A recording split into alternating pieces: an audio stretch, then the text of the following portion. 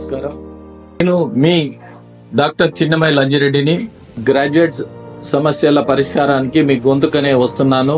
మీ మద్దతు నాకు అందించి నా అభ్యర్థిత్వాన్ని బలపరిచి మొదటి ప్రాధాన్యత ఓటు వేసి గెలిపించాలని ప్రార్థిస్తున్నాను. భారత్ మాతాకి జై. అదే మీరు అంటున్నారు కదా ప్రజాస్వామ్యం ఎక్కువ ఉంది, హాయిగా ఉందని. మరి అదే ప్రజాస్వామ్యం ఎక్కువయ్యా మీ ఎమ్మెల్సీ తీన్మార్ మల్లన్న ఒక కొత్త విషయాన్ని లేవనెత్తారు. ఆయన కొంత మాట్లాడడం, దురుసుగా ప్రవర్తించడం, పార్టీ లైన్ క్రాస్ చేయడం జరిగింది. అయితే బీసీల విషయంలో లెక్క ఎందుకు తప్పింది, ఎక్కడ తప్పింది? బీసీల లెక్క మేము క్యాబినెట్లో కానీ బయట కానీ మినిస్టర్లో కానీ అందరం చర్చించుకున్నాం. బీసీల లెక్క పెరిగింది, 56.6 వచ్చింది. ఇది ఏంటంటే ఏదో ఒకటి ఆయన ప్లాన్ ఏముందో నాకు తెలియదు. నాకు పెద్ద అంత నామినేషన్ అప్పుడు దగ్గర ఉండి ప్రచారం చేసినాం. మా క్యాడర్ నా కాన్స్టిట్యూన్సీలో ఎక్స్పెండిచర్ కానీ ఏమున్నా ర్యాలీకి కూడా నామినేషన్ నింపైనా ఆయనకున్న ఆస్తి 1,70,70,00,000 ఆస్తి ఉన్నది. నేను మొత్తం గవర్నమెంట్కి ఇస్తున్నాను. చీఫ్ సెక్రటరీ అడ్రస్ తీసుకుంటూ నాకు హ్యాండ్ ఓవర్ ఇచ్చింది. చీఫ్ సెక్రటరీకి ఇచ్చేయమని రిటర్నింగ్ ఆఫీసర్ ముందు నేను దగ్గరున్నాం, ప్రచారం చేసినాం. మధ్యలో 3 రోజులు అమెరికాలో ఈ ప్రోగ్రామ్ ఉండి పోయినా చేస్తే నన్ను కూడా అన్నాడు వెంకటరెడ్డి గారు ఓడగొట్టాలని అని చెప్పి నిన్న మొన్న టీవీలో. అంత మిస్కమ్యూనికేషన్ ఎందుకు వచ్చింది? మిస్కమ్యూనికేషన్ కాదు, ఈ targeted one community Reddy and forward cost. ఆ లాంగ్వేజ్ ఏంటంటే నువ్వు బీసీల గురించి ఎంత కొట్లాడు మేమే చేస్తున్నాము.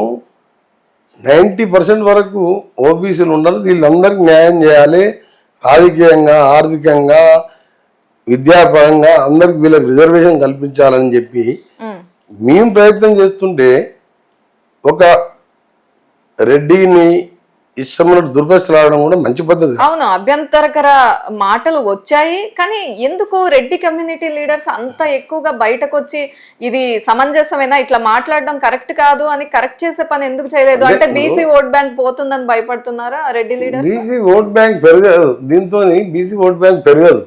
రెడ్డిలను విమర్శిస్తే రెడ్డిలు బీసీలతో పాటు ఎస్సీ ఎస్టీలతో పాటు గ్రామాలలో అన్నదమ్ముల్లా కలిసి ఉంటారు.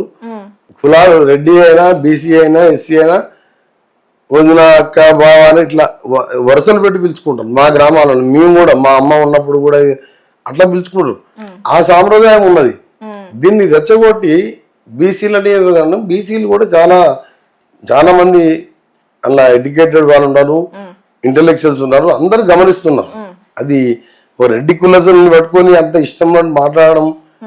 మాకు కూడా చాలా మంది రెడ్డి వాళ్ళు అంటే మనం ఏం చేస్తున్నా బాబు, ఇది కాంగ్రెస్ పార్టీ, దీనికి పీసీసీ ప్రెసిడెంట్ ఏఐసీ ప్రెసిడెంట్ వాళ్ళు క్రమశిక్షణ అనుకుంటే వాళ్ళు నిర్ణయం తీసుకుంటారు తప్ప మేము ఏం చేయలేము. ఎందుకు చేయలేరు మీరు? మనం ఎవరికి అన్యాయం చేస్తాం? మన దగ్గరికి వస్తే ఎవరైనా 10 పైసలు సహాయం చేసాం తప్ప అని చెప్పి నాకు చెప్తూ వాళ్ళు బాధపడుకుంటా ఎంతో బాధపడుతూ నాకు కూడా బాధ అనిపిస్తుంది. అని ఇప్పుడు ఏం చేయాలి? నేను ఒక మినిస్టర్గా మేము ఎంత పెంచాలన్నా అని చూస్తున్నాం. దాన్ని మేము అసెంబ్లీలో మా ముఖ్యమంత్రి గారు గౌరవ ముఖ్యమంత్రి ప్రవేశపెట్టాక బయట కాల్ చేయడం ఎంతవరకు న్యాయం చెప్పండి? ఇంటర్నల్ పార్టీలు వచ్చి చెప్పి ఇట్లా కాదు ఇంకేమైనా ఛాన్స్ ఉందో అడగాలి. సో దాని మీద నోటీస్ ఇచ్చినట్టు పేపర్లో చూసినా దానికి ఆయన రిప్లై ఇచ్చిన తర్వాత తప్పకుండా కాంగ్రెస్ పార్టీ చిన్న అధికారం ఉన్నా లేకున్నా ఒకటే స్టైల్ అండి. తప్పు చేస్తే ఎవరైనా యాక్షన్ తీసుకుంటారు. నాకు కూడా షోకాజ్ నోటీస్ ఇచ్చిన రిప్లై ఇచ్చిన. అతను ఒకసారి మినిస్ట్రీ రిజైన్ చేసినాము. ఎందుకు రిజైన్ చేసినావు? నువ్వు రోషయ్య గారిని ఆంధ్ర ప్రాంతంలో ఎజిటేషన్ నడుపుతూ కేసులు పెద్ద కేసులు అయినా చిన్న కేసులు పెడుతున్నా, ఇక్కడ చిన్న కేసులు అయితే మినిస్టర్గా ఉండి అడిగినందుకు నోటీస్ ఇచ్చిన, రిప్లై ఇచ్చిన, వాళ్ళు సాటిస్ఫై అయ్యాను. ఈయన కూడా నోటీస్ ఇస్తారు. అది తప్పని తేలి ఆయన రికార్డు మాట్లాడి ఒక కులాన్ని దూషించినట్టయితే తప్పకుండా కాంగ్రెస్ పార్టీ చర్యలు తీసుకుంటుంది. అది నాకు సంబంధం లేని సబ్జెక్టు, మీరు అడుగుతుంది కాబట్టి